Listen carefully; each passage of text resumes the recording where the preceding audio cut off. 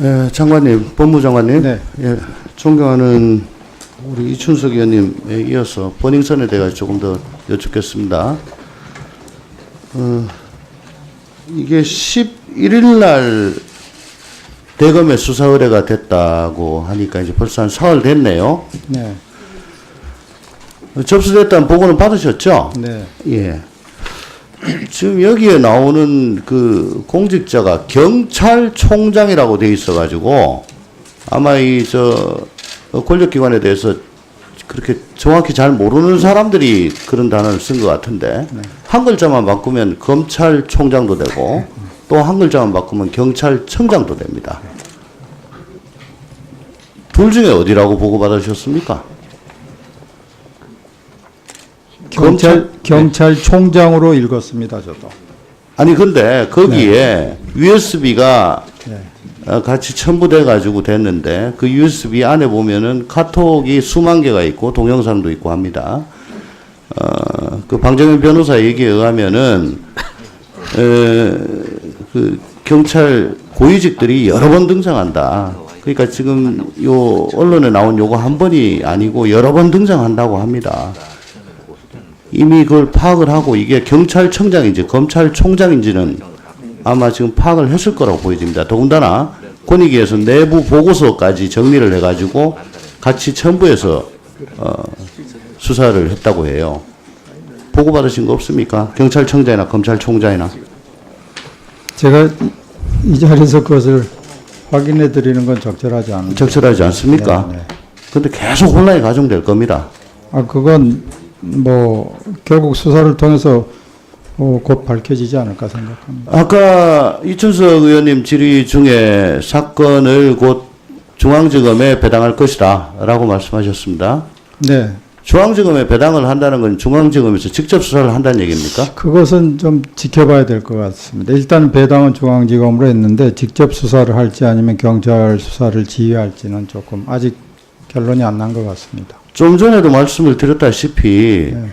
그 경찰 고위직이 언급된 게 여러 번 있다고 그러고요.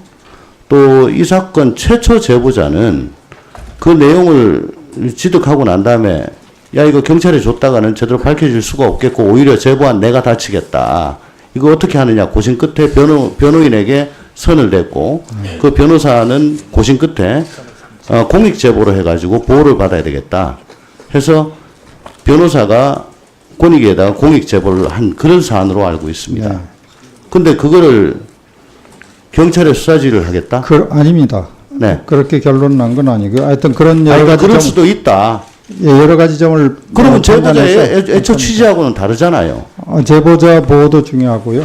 또 하나는 거기에 등장하는 그 피해 여성들에 대한 보호도 중요합니다. 그래서 그런 걸 다 감안해서 진행할 거라고 그렇게 생각하고 저도 그걸 아까 이춘석 의원님 말씀대로 지금 서울지경 광수도에서 이 사건을 하고 있는데 네. 그걸 권익위가 모르지 않았을 겁니다. 그럼에도 불구하고 국가기관인 권익위가 굳이 대검에다가 한밤중에 밤 11시에 수사를 했다고 그래요? 그건 아마 경찰의 압수수색을 피해가지고 긴급히 했다는 또 그런 보도도 봤습니다.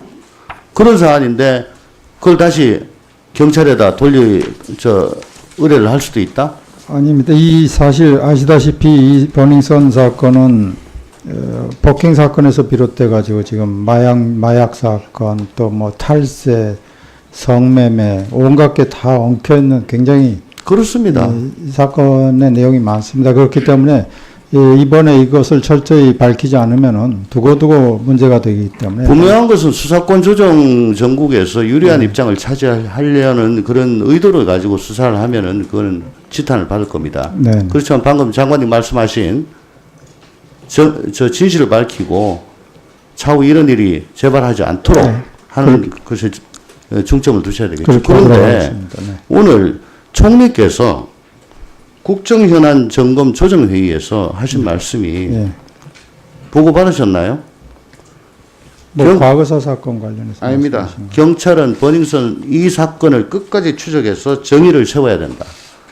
즉 경찰이 수사해라 라고 말씀을 하셨답니다. 아마 지금 현재 경찰이 하고 있기 때문에 그런 취지로 하신 거 아닌가 그렇게 생각하고 좀 자세히 알아보겠습니다. 아니 총리께서 이렇게 말씀하셨는데 그러면 장관님이 제가 이 법사위 때문에 참석을 못했습니다. 아니 그러니까 예. 듣기에 따라서는 국민들은 아 이거 경찰이 계속 하는구나라고 그렇게 인식을 할 거예요. 그런 우려가 있지 않겠습니까? 총리께서 말씀하셨으니까. 그러니까 좀 더 명확하게 말씀을 주셔야죠. 총리님 말씀의 취지는 경찰 검찰의 수사 주체성에 대한 방점보다는 이 사건의 실체를 정확히 밝히라. 여기에 방점이 있다고 저는 그렇게 이해하고 있습니다. 경찰이 끝까지 추적해서 정의를 세워야 된다 이렇게 현재 말씀하셔서 경찰 맞는 광수대에서 하고 있기 말씀입니다. 때문에 그렇습니다. 예. 네. 근데 그 검경 수사권 조정안 작년 6월에 한 거요. 네. PPT 좀 띄워주실래요? 거기에 의하면 이 사건은 지금 어디로 가야 됩니까? 1차 수사는 반드시 경찰이 해야 되는데, 네. 근데 경찰 비리 사건은 검찰과 마찬가지로 직접 수사권을 가져요. 네. 근데 그 밑에 보시면은 라에 경찰이 영장 강제 처분에 착수한 경우에서는 경찰이 계속할 수 있다 이겁니다. 네. 어저께도 포렌식 업체 압수했고요. 압수 영장이 여러 번 나왔던 걸로 알고 있습니다. 그러면 이 라호 단서에 해당돼서 이 분란의 소지가 있거든요. 어떻게 생각하십니까? 지금 사실 라의 단서조항의 어떤 표현을 가지고 그동안에 많은 논란이 있었던 것은 아마 의원님도 알고 계실 겁니다. 그래서 최초에는 영장이 발부된 때 이렇게 제한적으로 했었는데 지금 강제 처분에 착수한 경우로 이렇게 조금 완화가 됐습니다. 이런 부분은 좀. 그래서 이게 바이블이 아니다. 네네. 이번 사건을 계기로 예. 가름말을 좀 더 명확하게 탈 수 있는 그런 네. 방안, 제도적 보완. 네. 네.